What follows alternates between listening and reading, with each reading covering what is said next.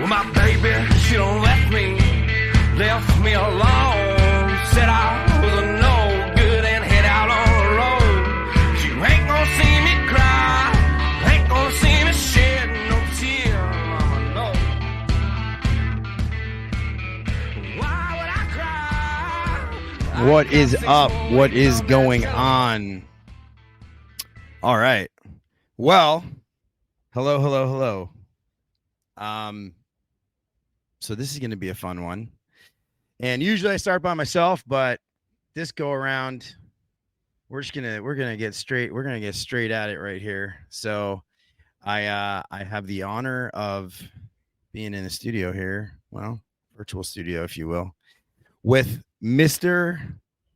Billy Stevens. And Billy and I have probably known each other now for about maybe 3-4 years. 5 years. Has it been 5 years? Oh, yeah. Oh my gosh, Billy, where's the I know it. Where's the time going? My gosh. And so I'll just let him introduce himself. Most of you probably know who he is. And so, yeah, it's kind of awkward. We got a live stream going, but it's also like we've got, it goes on audio podcast. So, however you're listening. Hey, so Billy, who the hell are you, by the way? Well, heck, man, I'm Billy Stevens for all you out there. I'm the founder and CEO of Sera Systems, founder CEO of Billy Go, a plumbing and HVAC company, and a dad, and not a grandpa yet, but getting hopefully soon. We'll find out. If my daughter hasn't said anything yet, my wife and I are waiting to hear that story. But anyway, yeah, that's just what I do. I've been in the trades for a really long time. Yeah. Yeah. Like how long, Billy? Professionally since 96. So 28 years? Yeah. Wow. But you said your dad was a plumber, right? He was. Your dad was a plumber, and you did all the technical work, right? You did all. I did all the technical work. It required a shovel. It required a chisel and a hammer, and it required a pipe machine and a threading tool. Yeah, you were out in the ditches. Yes, sir. Man, oh man, how old were you? Were you just like teenager kind of deal, 20s? Oh no, I started working probably when I was about 10. I always wanted to work. Every summer I was working. When I wasn't working with him, I was hauling hay, cutting grass, whatever it took. I wanted money. Yeah. So did you make any money being a plumber with your dad? And you weren't even a plumber, really. You were a grunt. So my dad paid me in quarters. My dad paid me in quarters, and I would get the quarters, and back then, people would roll quarters, and you would roll your coins and stuff and that's how you kept your change, because change actually meant something back then. Yeah. You could buy stuff with it. Back when you could buy things with money? Really? Yeah. And so I had these little books, and I could put my quarters in there by the whatever year they were, because I like to keep them in order by the year. And I had all these books full of quarters. And then, being in the plumbing industry back I guess that was in the late 70s, early 80s, it was a lot more volatile. He was a new construction plumber, and, he would be doing really well 1 or 2 years, and then he would technically fail and have to start all over again. And I remember that I'd saved up all these quarters and had all my books, and my parents sat me down one night and asked if they could borrow my quarters. Really? So they could pay the bills. Wow. And I gave them all my quarters. Yeah. Yeah. What are you going to do at that point in time? Hey, Billy, do you want to have this house over your head? Yeah. Can we get your quarters? Yeah. Wow. That's crazy. Actually, that reminded me of, so your dad was in new construction, but did he know the Krugers, Jan Kruger, the new construction here in DFW? We were from Houston. We didn't live here. Right. Yeah, we were from the Houston area. Outside in the suburbs of Houston. When did you make the pilgrimage to Dallas?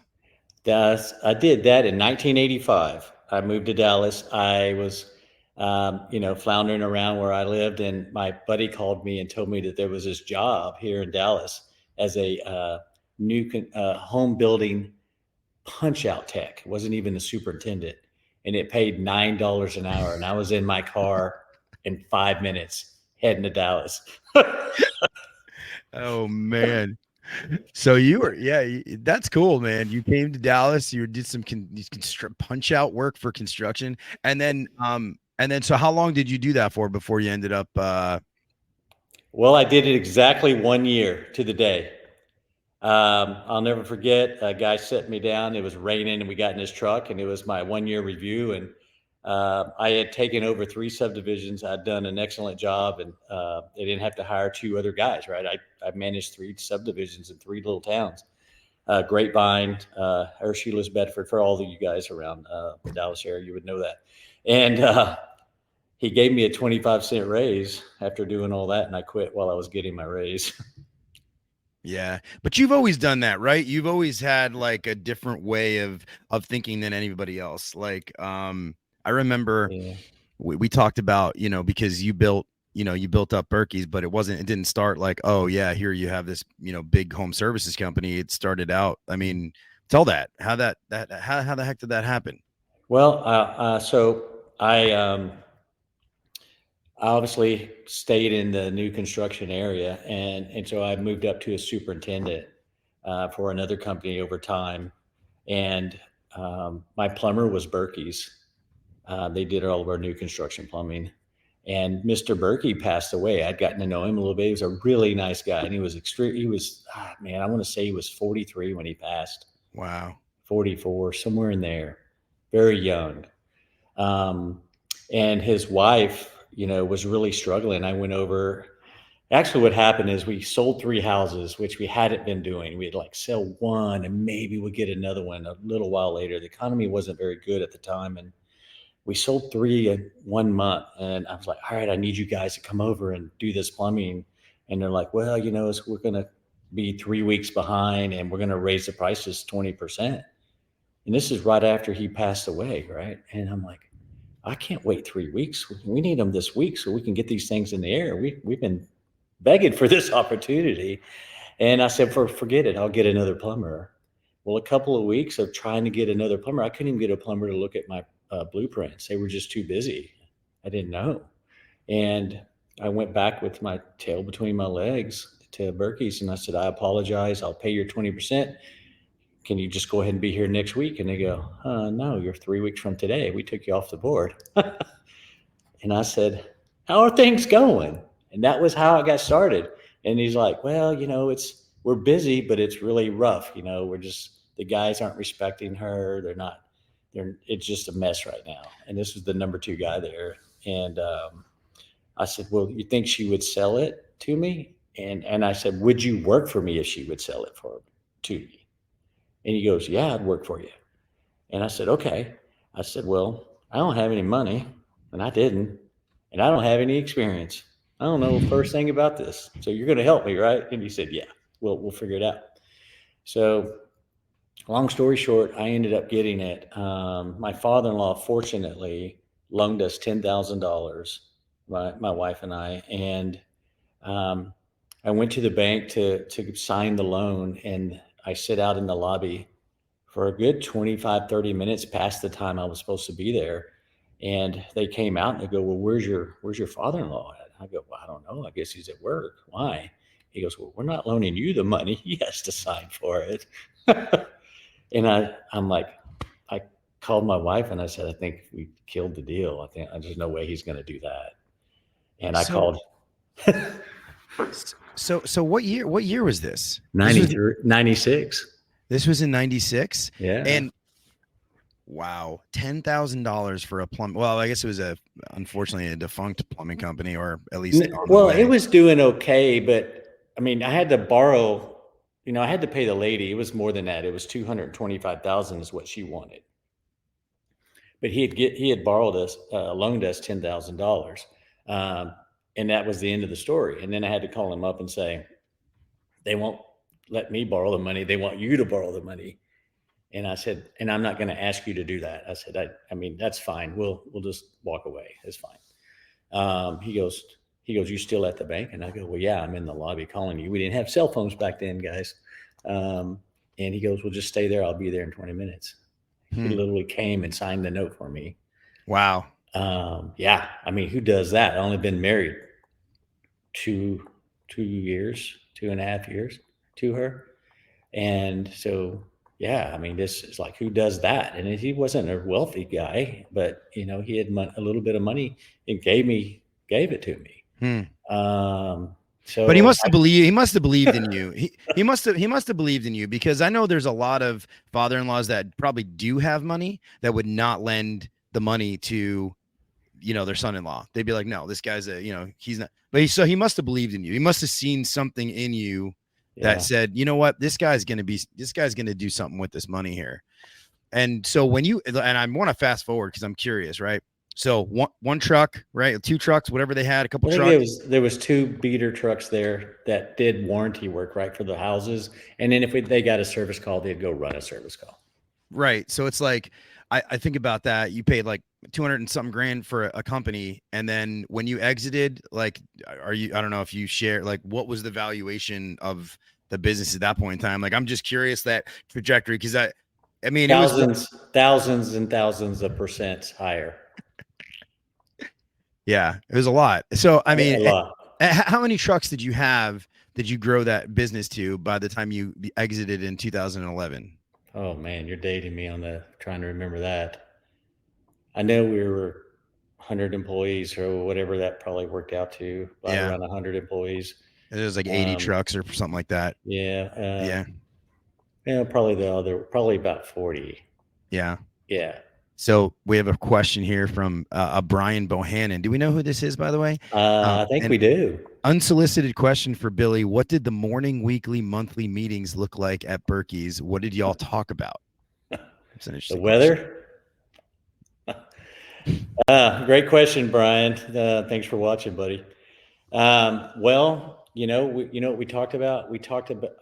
One thing that I figured out early on is we live in a capitalist country. It's all about making money, but yet we don't get any education whatsoever about money. I never got it. My employees never got it. And so I made that my mission. And I found this book called Rich Dad, Poor Dad.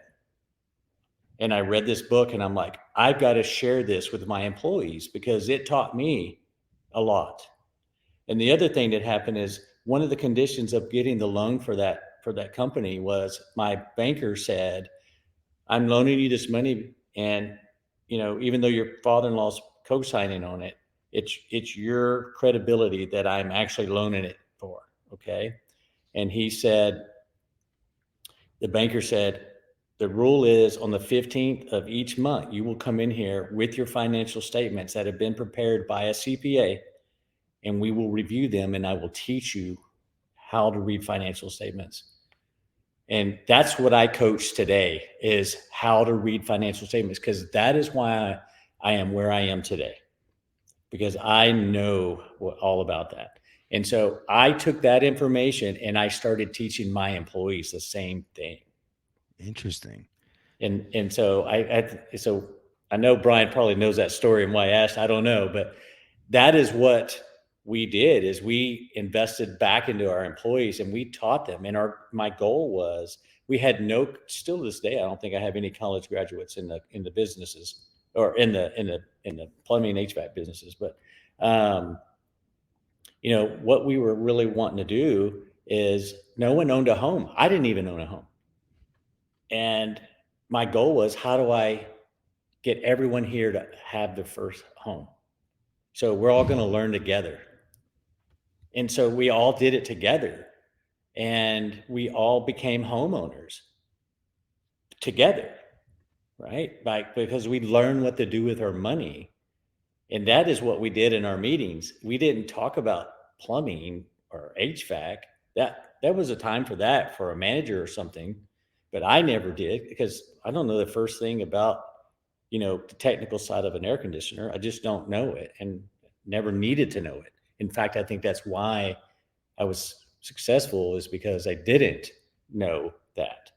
And so back in the early days, that's what we did. And we would, I'd give that book to them.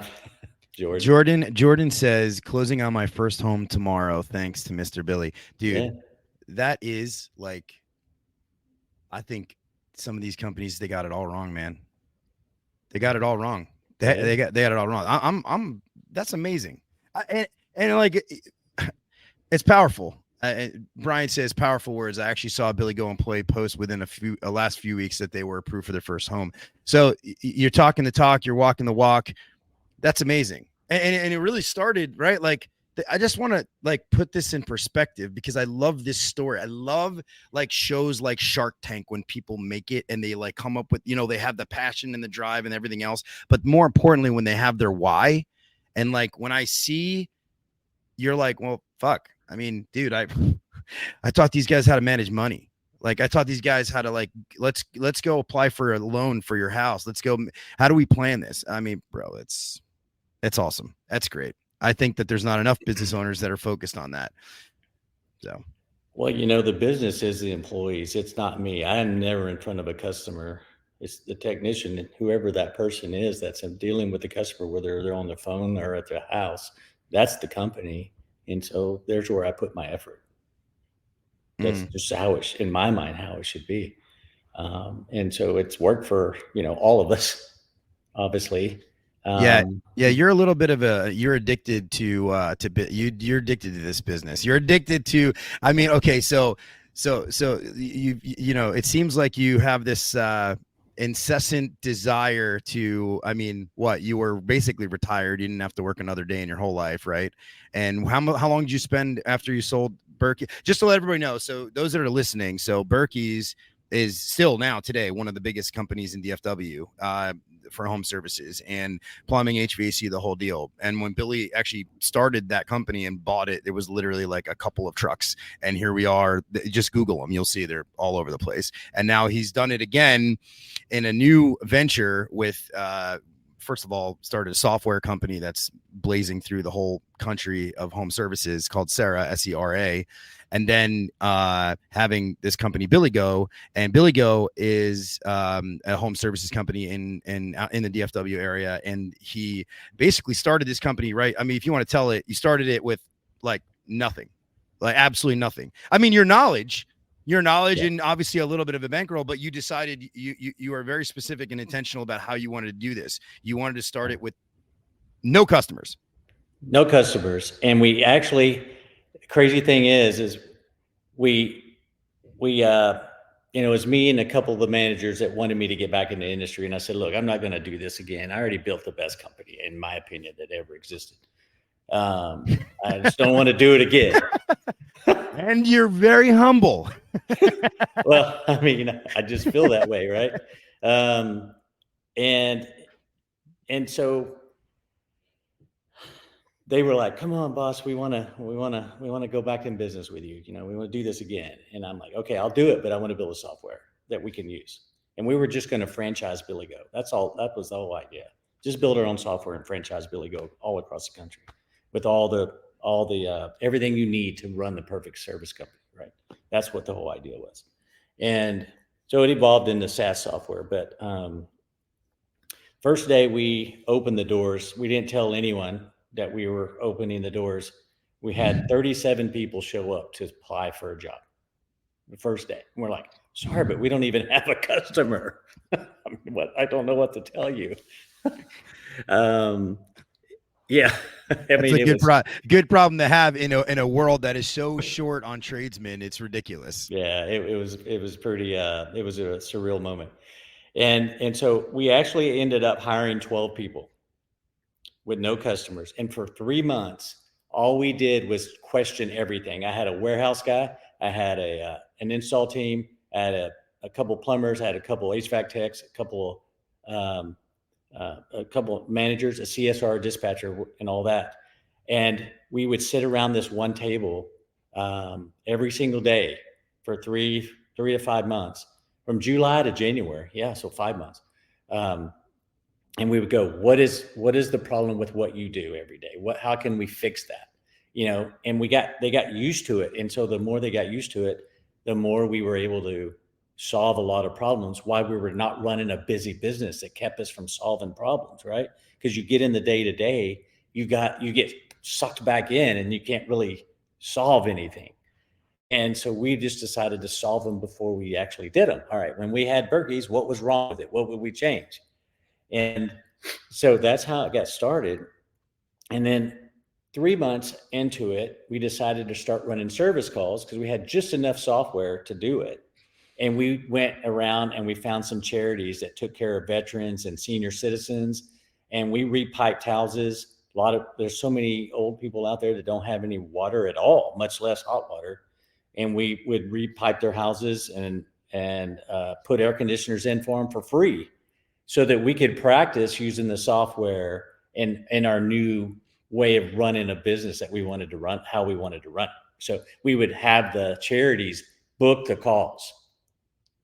And so that we could check, so we could practice the booking process and do it online and all that stuff. And so they would do that. And then in January of 2019, we started running our first service call. So we all gathered around and we finally had enough software. And the only really software we had was we built for the customer, which no other software has even thought about the customer that buys from you. That's the first thing we built. And we wanted to attract customers. And so how do we do that? So I'm going to back up and come back to this part of the story. So when I owned Berkeys, the only way you could grow a service company back then is you had to get in the front of the page, the front of the yellow pages. And the guys that were in front of the yellow pages wasn't letting anyone else take that ad. You weren't going to get in the front. So I didn't have an option. And so all I could do is get as close to the front as possible. But I found out very quickly that if I was in the middle of the book, I was just spending money. And so what did we do? We started calling all the companies starting at the back of the book. And if the number was disconnected, we bought that phone number. And that's how we built a massive business from the back of the book. Do you know what is so crazy is that if you sat through, I sat through some years back. Okay. I was a member of SGI, right? Success Group International. And I know that anyway, and which is now called Certain Path. And as a part of their sales presentation, they actually took that nugget and said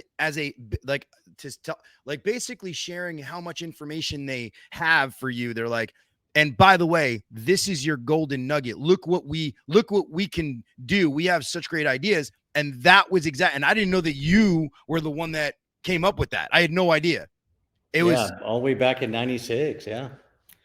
That's fantastic. Cause if it was disconnected, you just buy the number and then there's a sticker on a box somewhere and you're like, well, I'm going to get some. The phone started ringing. Dude, I remember that. And actually we were talking about that today. And I was like, do you know why, like A number one Air, which Apex just bought. Yeah. Do you know why A number one Air is called A number one Air? Because if you're A and then a number sign, you're going to be in the very front of the phone book. Yep. Crazy. Yep. The idea came from this. There was a new construction company in the same town that I was in, and they were one of the largest home builder, new construction plumbing companies, right? And they would do over 2,000 houses a year for the past 20 plus years. And they put stickers on every water heater, and they moved. And back then when you moved, you had to leave your number behind because you couldn't take your number with you if you moved to another town. It was a different area code and a different prefix. It's probably the same area code because it wasn't as many people, but it was a different prefix, the first three numbers after the area code. And they moved, and I'm like, called over there and it's disconnected. I'm like, oh, holy cow. So we rang it, we forwarded it into our business, and we grew. We just blew up all of a sudden. So smart. We were bigger than the guys in the front of the book. Yeah, that's so smart. And then so you came up with these snazzy ideas. I just want to like draw a parallel, right? So a smart idea back in the 90s got you to where, right? Like going from one tiny little truck to being where you were. And then, right, like later on at Billy Go, you spent all this time hashing out ideas, trying to make things more efficient. Now, my one takeaway in just our sort of relationship and our camaraderie, friendship, and acquaintanceship has been how efficient you are. And I've taken that away. And one thing that I want to tell, especially because there are a lot of like smaller business owners that listen to this podcast. And one of the things that I think people tend to forget, and this is something that Sarah, you brought to light with Sarah, which was you spending so much time in your business, you're not spending any time on your business. You can't get out of the truck. And taking the time to map out, plan, and create efficiencies in your business is the surefire way to help that. And I know it's not a business building podcast, but that's a part of the journey. That's your journey. That's your story. I had to write my own story. Right. I think there's not enough attention paid to that one thing. And we get into the doldrums, and then we don't spend time planning and like, let's hash this out. Let's have meetings so we can sit down and like, well, what are we doing? We should be out in the field and blah, blah, blah. Like, okay, yes, we got to build something here that's repeatable that we can do over and over again. And, take it from a guy like Billy, who's done it 800 times. But now I want to go back to the 90s again. And then come early 2000s, you did something else that was pretty genius at the time. No one was on the forefront of. So back to the phone number. So we got them forwarded, right? So I'm going to go from the 90s and I'm going to go over to 2018. Here we are with this new company, Billy Go. And I'm thinking, how do I do that again? How do I take these phone numbers and forward them into my business so I can start a brand new business without acquiring any businesses? So I had to figure out, how do I do that in the modern world? Because now we have Google, right? And so I started doing my research, and I found out from talking to different web companies that the average time spent on a plumbing HVAC website is less than 30 seconds. And I'm like, okay, well, let's just build something that keeps the customer on your website longer. And so when we built the software for the customer first, it was designed for them to have a customer portal.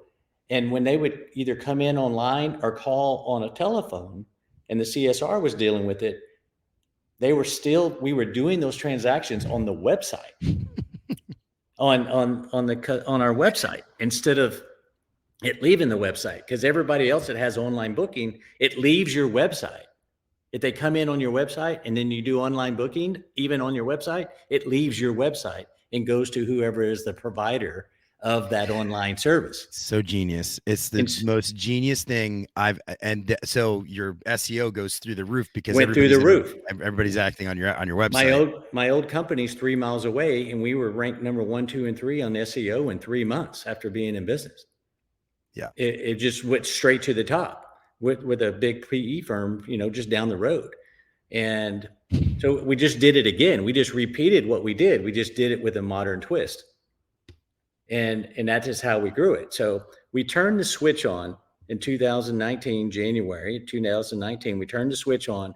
47 minutes later, we get our very first service call from Facebook. And it was an actual water heater replacement in 47 minutes. And we had bottles of champagne because we knew that day we were going to turn it on. And so we wanted to celebrate all this, the 5 months of volunteering, giving away free stuff, spent lots of money paying people, giving away stuff, doing all this stuff. And we finally got our first service call 5 months later, 47 minutes after we turned the daggum thing on. And then we all popped the champagne and we're drinking the champagne and really celebrating. We're so excited because we worked so hard and then about 10 minutes goes by and we're like, oh crap, we got to go run a service call. So all that work. But you know what? I think there's a lot of people that have one very important question for you, Billy. And it's, especially in DFW, man, why couldn't you have just stayed retired, bro? Because I felt like the honest truth was I just felt like I had too much to give back. I wanted to give back. I wanted to show people that we could do these things. And that's what I wanted to do. And that's what I do. I do that. That's what I do every day. You once referred to yourself as like you said this about yourself, and I agree with this, but you're a builder. You love to build. You love to build people up. You love that. I think it's remarkable. Throughout the years, I'm curious, and this is a tougher question. Okay. So do you have regrets throughout the years of things that you've done that maybe, or things that happened or transpired that? I mean, yeah, I mean, there's always, mistakes made, regrets made, gosh, there's tons of them. Obviously you put me on the spot here. I do You that, know, by the way. I yeah, do that I do that on this podcast every single episode. So I put somebody on the spot, and then what I yeah, try to do is I try to talk a little bit for maybe I say something while you think, and then while you think, then I can come back at you and be like, hey, yeah. Well, what I would probably say, let's make it more. I'd say like, is there one regret that stands out to you? Be like, you know what, I probably shouldn't have done that. Then maybe that was a bad move. Maybe one specific thing. um, well, it's just kind of hard to say if it's a regret or not. I mean, but there's some things, where, just things happen and you just say, you know what, I just think it's best we move on. And then looking back on it, maybe I could have tried a little harder not to move on so quickly. Like hire slow, fire fast kind of Yes, thing. yeah. Yeah. There might have been a time or two where maybe I shouldn't have done that so quickly. Um, maybe that's, probably that, Yeah. because, That's always tough to let go of somebody, right? And you yeah. don't want to make the wrong move, but then sometimes it's like, and I think, and it's like And vice versa, holding on too long. yeah. I was watching a show and it was like, here's how you let go of guys. Here's how you cut guys when we have to Yeah. make the roster, like people making the roster, you just walk in and be like, hey guy, listen, really sorry. Here's your papers. Gotta let you go. Like it was like super Right. fast, like make it really. Yeah. And the other regret is hiring someone back that, has left the company, thinking that that's going to be better the second time. That's a regret. I've done it 3 times and it never worked out. No, it didn't work out. It never works out. What was the hardest thing for you to do throughout your colorful journey here? What was the hardest thing you ever had to do, like as an entrepreneur? What was the most difficult task, difficult undertaking? I'll be honest with you, the software business is extremely hard. I had no idea how hard it is. Everybody thinks, oh, just do this and put this checkbox right here, or whatever. And it takes like 4 months of planning to put the checkbox there. Yeah. Until you're behind the curtain, you have no idea how hard that is. Software is hard. That's why no one ever loves their software, right? You can't make us perfect software. You can't do it. Yeah. It's too hard. So in having all these 100 employees, and now you probably have 100 employees. What's like obviously this is sales tales, right? So I was in this house, right? So I've had some pretty wacky stories of people telling what's like the craziest thing that's ever happened in your company. Maybe it was an employee story, something that happened at the shop. Like you're like, whoa. So we had this guy. I hope he sees this. I haven't seen him in many, many years. I'll even say his name. His name is Larry Atkins. He was an awesome kid. And Larry was a character. And there was a guy, we had this small shop and we were in a small little strip center commercial shop thing. It was just a small area. And we all shared parking. You had the alley in the back and everybody shared, and you had a little bit of parking in the front. And he was over across the street. I think, he worked in the warehouse or something. And this guy one of the guys that was a tenant over there, he got to know really well, was having a heart attack or something. And this is so true. It doesn't even sound like it could be true. It's so funny, Bo. And you just got to know Larry, because they were probably over there smoking pot or something for sure. Because that's Larry Atkins. That's back in the day. And Larry comes running out. Oh my gosh, he's having a heart attack. What's the number to 911? What's the number to 911? And he's serious as a heart attack. He's freaking out. Anybody know the number to 911? I'll never forget that story. That was the funniest thing. Even though the guy ended up being okay. All right, I just want to say he didn't have a heart attack. But let me ask that. I'll ask the audience here. Does anybody know the number for 911? Also, and this is on a terrible note, actually. So, back in about probably maybe 8-9 years ago, I spent literally like a few days at this outfit. I knew the owner, and he was like, come in and help and all this stuff. And I was there the first day I was there. Okay. I was like, gonna run sales. All of a sudden, his warehouse manager, who is his longest tenured employee, is in the back, lying down. A cigarette is lit. It is on his chest. He is not breathing. He is blue. Screaming, yelling. Everybody's going, get the phones. Oh my God. It was the craziest thing ever. First day there, died. He was like 45, maybe 46 years old, dead. Oh like, my gosh. It was the craziest thing I've ever seen in my life. Ambulance, fire trucks, everything. He had like small kids. It was a terrible thing. Turns out, and this is pretty crazy. Turns out that after they did the autopsy and everything was revealed, it was actually a fluke, crazy thing that happens periodically to smokers. Like his heart just stopped. They couldn't resuscitate him. It was nuts. I never seen anyway. Yeah, that's pretty crazy. So that was the craziest thing that ever happened. That's pretty crazy. It is crazy.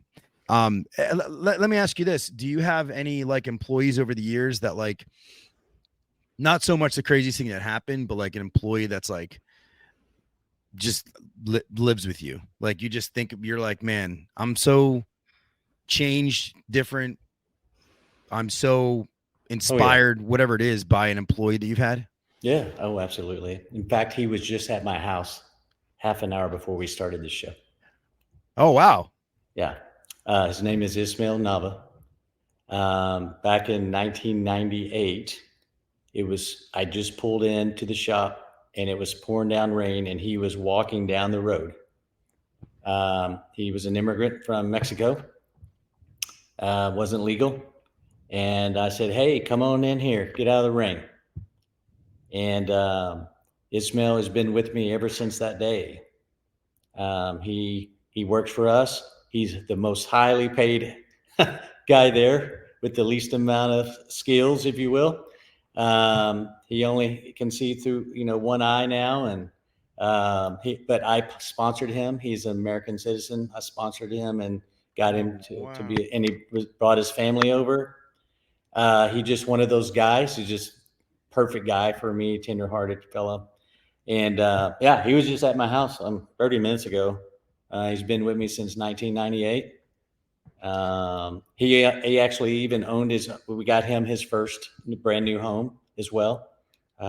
So we wanted everyone to own a home when we had Berkeys. That was the goal. Everyone was going to own a new home. Because back then, guys, that was a privilege. It wasn't just like it is today where you can go get a home. It was a privilege to be able to own a home. The scrutiny to get a mortgage was insane. Yeah.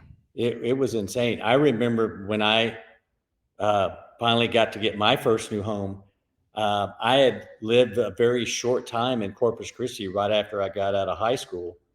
And I had an unpaid electric bill of $27 that kept me from getting a mortgage. And had to go down there and file all this paperwork and pay the $27 and come back and prove it before I could close on a home.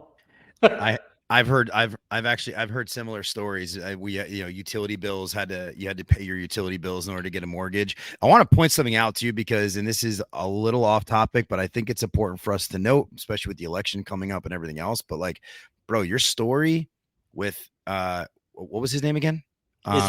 Ismail. Like, it's everybody should hear that story, because here's a guy who has worked as hard as you possibly can and, made a difference for you, made a difference in society. That's awesome. And you sponsored him, which that's amazing. And I don't think anybody really knows that. So like, do you ever reflect on the fact that I don't hear anybody say anything bad about you? I hear people say bad about me all the time. I mean, people fucking hate me. I swear. It's like, it's like either people love me or they absolutely like ungodly, like ridiculously hate me. And I mean, I've lived with it my whole life, but I haven't heard anybody say it bad. Do you ever reflect on that? What does that make you think of when you're like, oh, you know what I mean? Like you're respected. People know you. There's no drama around you. It's kind of like you just give back. You give. And you've been really successful, but my observation has been that you've given away a lot of free information too. Well, yeah, well, I don't have an ulterior motive. I think that helps a lot, right? That's not the way I function. I'm not out to do something, be something to get something else. That's not what I worry about. And there's people that don't like me. I mean, come on. I think that's a little strong statement there. I didn't say no. I didn't say nobody didn't like you. I just said I don't usually hear people talk. Like, you know what I mean? Like you hear it. I mean, it's so loud now with these different groups and stuff like that. Yeah. People are always talking shit about it. Don't engage. I'm not going to engage. I don't care what I'm just not going to engage. That's not what I'm going to do. And I will try to mentor even someone that doesn't like me. If they want to listen, I'll talk to them. If they don't, that's fine. It doesn't matter. I appreciate that. Maybe you just don't know very many people. I don't know. I think I don't think people could say that. I think most people would say, I know a lot. It's funny. I go to these trade shows and like my buddies are like, dude, you know everybody. It's crazy. But yeah, anyway. Well, maybe they hate me, but they hate you worse. Yeah. So they don't think about me. They're just thinking about you. What's up, Tersh? Yes. You're one of my favorite fellas in the whole world as well. So can I ask though, like, okay, can you talk about your exit? Tersh. Can you talk about your exit? I'm curious, like, okay, you have Berkeys now, and then you sort of approach a group, you form a group, and do you want to talk about that? Cause Sure. Let me, because this is an interesting story because I was the first company to get involved with private equity. So we were ground zero, for the private equity movement. I met a fella out of Washington State. He was a Stanford grad, very smart guy, still in the space, respect him a ton, learned so much from him. And I don't know how he got a hold of me. I don't remember, but he called me one day and we talked. I think that I had a friend that was in a business broker or something. I just don't remember exactly how we met, but anyway, we got to talking and he was looking at a large company or a larger company than mine in Phoenix, Arizona. And they just weren't moving. They weren't taking the bait.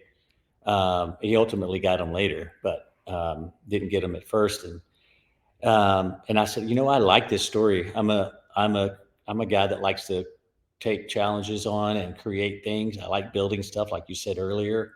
And this intrigues me, this private equity idea that you have. And I like what you're wanting to pay me for a portion of my business.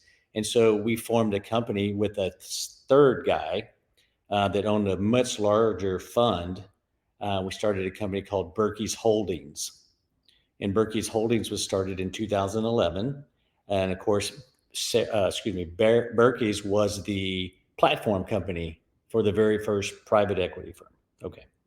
And so then we went out and bought in the country. In the country for this new way of buying companies through private equity, right?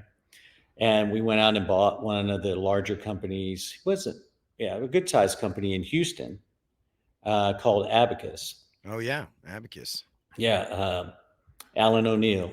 And talk about a story. If you can get him on your podcast, he's got a great story that I think you should hear too, if he's willing to do that. And so once we did that, we just started trying to figure it all out. We had no idea that it would be what it is today. And I don't think the next substantial acquisition after that one was a couple of years later. It didn't happen. It just didn't happen like it does now. It just took more time. Is there anything about that where and I don't want to use the word regret, but do you feel like some of that's been mismanaged, like the model that you sort of started and how the origins of it, it's kind of been moved in a direction that I could not imagine what it has become today. That's what I feel about it. And I think there's good and there's bad and there's whatever. I mean, there's guys that made great deals and they did good, right? And they're happy. There's guys that made bad deals and they're not as happy. Um, and it can go either way. And I'm not a corporate person. I'm an entrepreneur through and through. I'm an entrepreneur. I like to build things. I don't like to operate things. That's not what I do. I find people to operate them. I find people that are good at what they do. And that is how I run things. And so I want to continue to build things. And I just felt like after a couple of years, I was getting stuck in this corporate thing. And I'm just not corporate. So I decided to be an entrepreneur in something completely different. And back then, when I made that decision, we were still in that housing bubble that we went through, and I was just buying real estate like crazy. And that was my new job for a while. And then when did that form into the wrench group, right? Or something? So I exited, and then the other two partners exited, and then what was left over was the wrench group. And then you mentioned Apex, Graham Weaver. That was my partner. He's the head at Apex, and then Colin is the head of a group out of the Seattle, Washington area now too. Like it's kind of crazy when you look at timeline here. Like you're like in the ditches, literally digging with your dad as a apprentice helper plumber, to like buying a tiny little 1, 2, 3 truck company, to doing the things necessary, coming up with great ideas to build that company up, and then I mean, it's just insane. Like the trajectory is just nuts. I mean, it's truly the American dream in a way. But like, can I ask you, did you ever think, like, when you were younger, like starting, you were like, you had this thought like in your head, or kind of just things, you set things in motion, and as they happened, you sort of seized opportunities, or you like knew like, this is what I'm going to do? I think I kind of always knew I was going to be an entrepreneur. I didn't know the name. I didn't know the word. I didn't even know that word existed. But I'll tell you, when I realized it, I was 15 years old. All I ever heard from my parents is get a job, stay there, do your time. My grandparents were very influential to me. I spent a lot of time with my grandparents, and it was all about do the time and then get your pension. That was what my families did. That's what they did. And it just never felt right to me that I wanted to do that. I just was too restless for that. I just felt like time was wasting. I tried college for, half a semester, and I was like, why am I here? There's money to be made. There's things to be There's things to be built. There's things to do. And so really, when I figured this out, I was 15. I was working at a Gulf gas station. And back then you would clean the windshield and check the oil every time they'd come in and get gas. And I went in there and I really cleaned up this station, and I organized it because they were junky. They were nasty. I mean, it was just terrible. And I did all this stuff, and I came in one day and they said they needed to let me go. And I couldn't understand what I did wrong. I said, well, what did I do wrong? I mean, and they said, you stole gas from us. And I'm like, I've never sold any gas from you. And they go, yes, you have. And I go, well, can you tell me when did this happen? Blah, blah, blah, blah, blah, blah. Anyway, long story short, they was like, you're out. Well, come to find out, they had a daughter a couple years older than me, and she was taking gas and giving it to her friends, but I got the blame for it. And so at that moment, even though I don't really know if I knew it at that moment, it just seems like I did from my memory, that I knew I was never going to work for someone again. I was going to be in control of my own. If I couldn't even do everything, worked as hard as I did to make that place better than it was when I got there, and then I got fired for something I didn't even do, I'm like, well, then where's the job security in that? That's what went through my mind. And then from then on, I was like, I was a businessman. I was just doing whatever I could. And I literally, I moved down to Corpus where my grandparents lived and moved in with them. Right, not long after that, right after I graduated, a couple years later. And so I met a friend down there that owned his own rental firm where they would rent, just about anything, tables, whatever. And he had this thing called a pressure washer. And it was a big, powerful pressure washer. And this was new when the new Honda engines came out. And this is in the mid 80s. And he had a worn out one that he sold me. He financed it for me. I think it was like $800. He financed it for me. It was a worn out, chunky thing. I rebuilt the pump and everything. And what I did what I saw was the boats. They would take the boats and they would pull them out with these cranes, and they would have all these oyster shells all around them and stuff.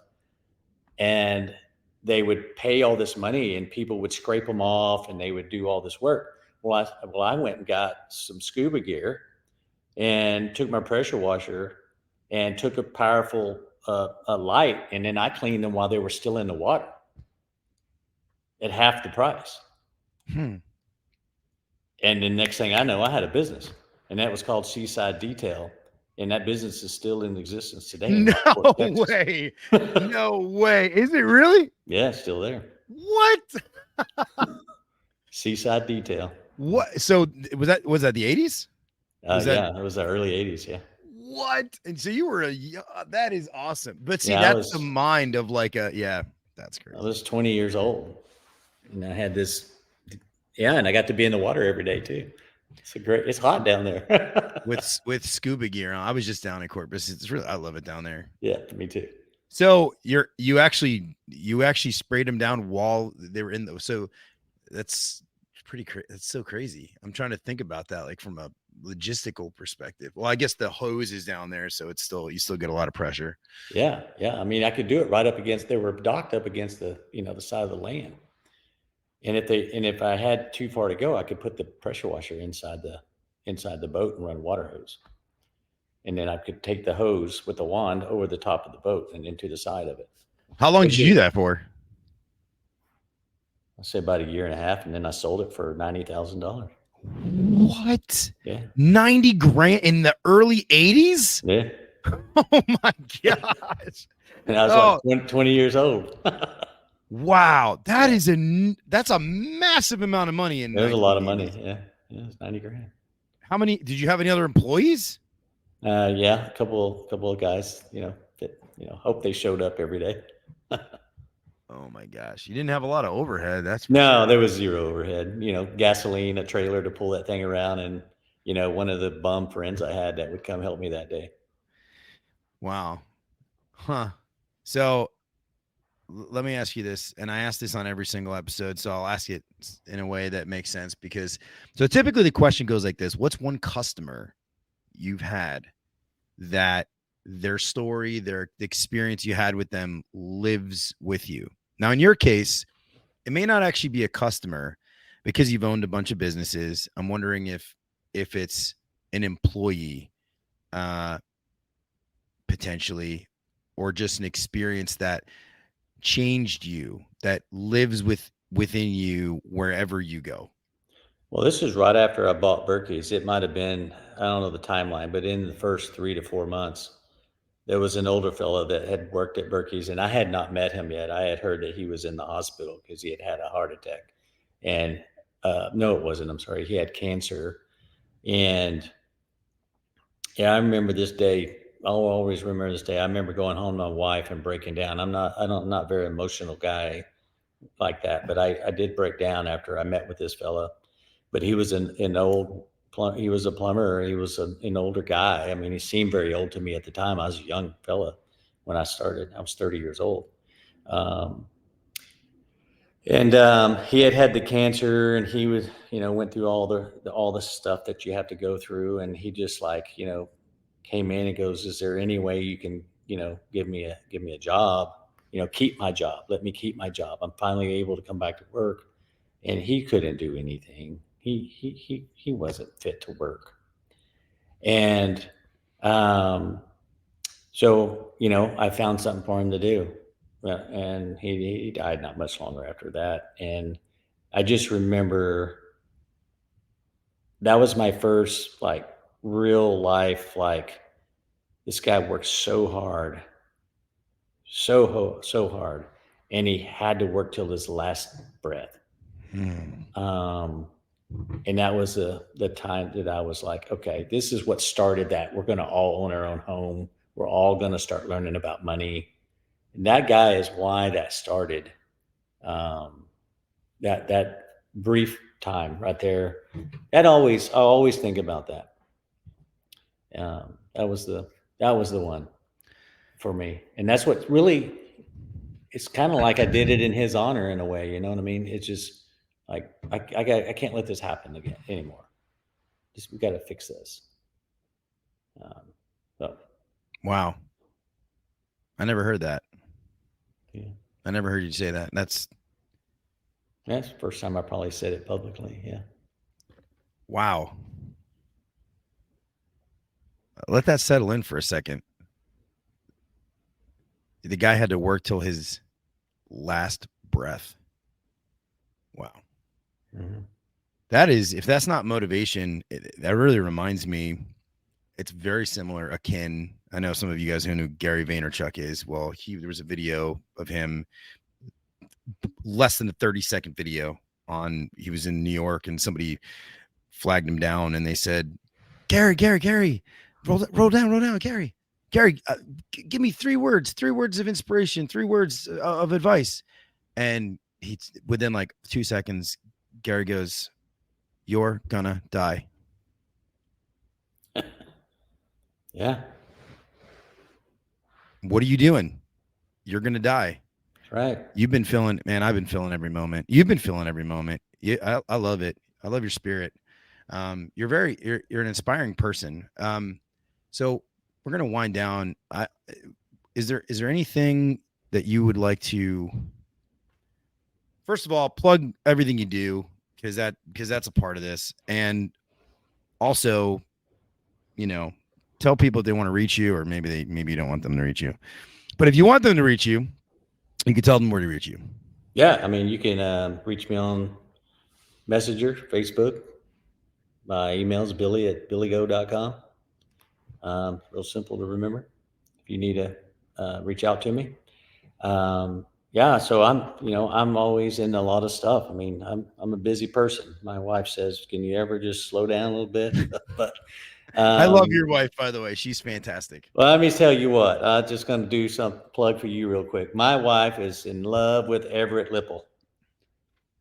Hey, Stacy. She's like so excited when I told her I was going to do a show with you. And she was standing around here earlier before it got started. I guess she went and hid so she wouldn't be. She doesn't want to be. She doesn't want to be on. She want to be on it. She's background. She's fantastic. Yeah. She's a wonderful woman. And you know what they say? Behind every great man is an even greater woman. You got that right. Yeah. I don't think a lot of us that are in the field, whether it's male or female, I don't think we give our significant others enough credit actually for having to deal with our ridiculousness. Oh, I wouldn't deal with me. Oh my God. I feel so bad for Dana. I really do. I feel so bad for her that she has to deal with my ass. Golly. Yeah, they're yeah. I don't know how they do it, but hey, thankfully they do, right? Where would we be without them? So absolutely. And so Billy Go, yes, but also for those of you that are in the trades that are plumbing,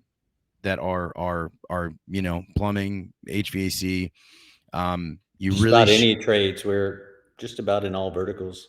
You should definitely explore Sera. This is not a paid advertisement. I'm just letting you know, like Sera, Sera. It's an incredible software. It will help you run your business efficiently, and Billy's sort of the brain behind it. So if you listen to him and you hear his story, and you're like, well, guy did all this stuff, right? Like, okay, so he's in the trades, did all this stuff, built these businesses, and then he decided, hey, I'm going to make a software that's going to run the business the way that how I built my business. And you could see, right? I mean, you got stats on businesses that have come on board, right? Yeah, it's crazy what happens. It's absolutely crazy. I have a podcast. That's another plug. It's called No BS with Billy and Landon. And we had a guy come on that we do a 90-day, it's kind of like doing, what's that show? A reality show. It's kind of like the Prophet. Remember that guy that was called the Prophet, and he would come in and turn these businesses around. That's what we do. And in 90 days time, we take these businesses that have been existing for a while and struggling, and we get them on the software so that they can get some good data, actual accurate data for once. And then the processes that we implement for them. And in 90 days, we take these businesses that were making no money, losing money, maybe making 5% money, and turn them into 20+% cash flow businesses in 90 days. And it's growing at the same time. And so we've done this with a lot of companies already. And we actually brought a guy on a couple of weeks ago to tell his story and how it actually happened. And it just happened right in front of his eyes. And he says, all of this was right there in front of me, and I just couldn't see it until you showed it to me.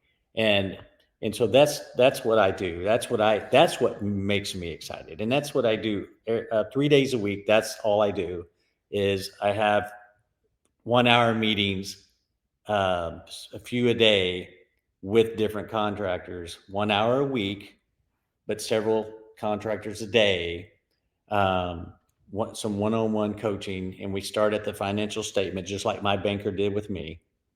And then we move into culture, and building the culture of the business and getting everyone on the same page, and not the employees against the owner. It's how do we get you all working in the same direction?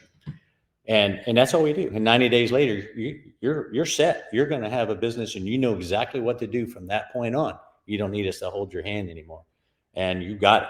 And so that's what I'm really passionate about, what I'm doing now, along with the software, and then along with Billy Go. I do that.